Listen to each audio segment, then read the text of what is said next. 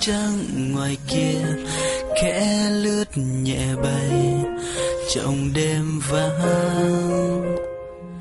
Chợt một làn gió rét kẻ xe lạnh qua đây, lặng nghe mùa đông bắt đầu.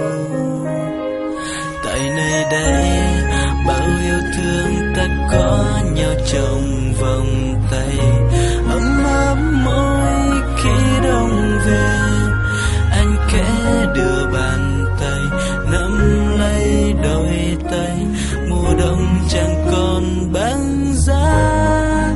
Nhìn bóng tuyết trắng lạnh kia bay bay, mùa đông lại sang gió rét lạnh từng cơn. Mà sao trong tim anh ngọt ngào ấm áp, vì đông này anh có em. Kia bóng dáng người nhẹ nhàng trên nơi đây, cần anh giữ lan tuyết trắng vẫn cứ nhẹ hơn. Kẻ nắm chặt tay anh sẽ rét chẳng còn quanh đây.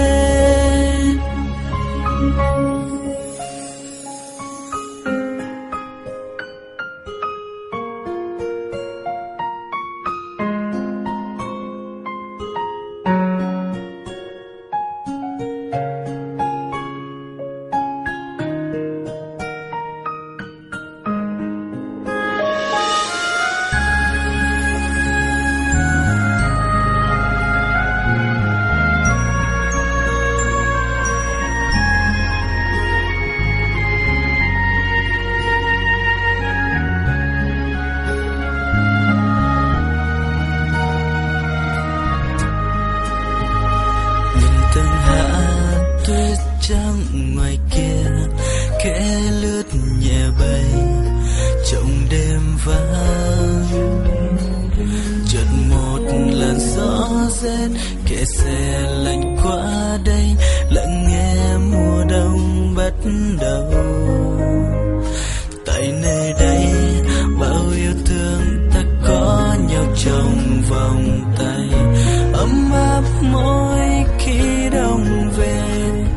Anh khẽ đưa bàn tay nắm lấy đôi tay, mùa đông chẳng còn giá băng. Nhìn bóng tuyết trắng lạnh kia bay bay, mùa đông lại sang gió rét lạnh từng cơn. Mà sao trong tim anh ngọt ngào ấm áp, vì đông này anh có em.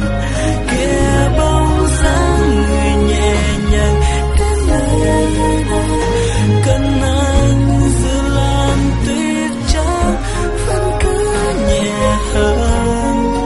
Kẻ nắm chặt tay anh xa rét chẳng còn quanh đây. Nhìn bóng tuyết trắng lạnh kia bay bay, mùa đông lại sang gió rét lạnh từng cơn. Mà sao trong tim anh ngọt ngào ấm áp, vì đông này anh có em.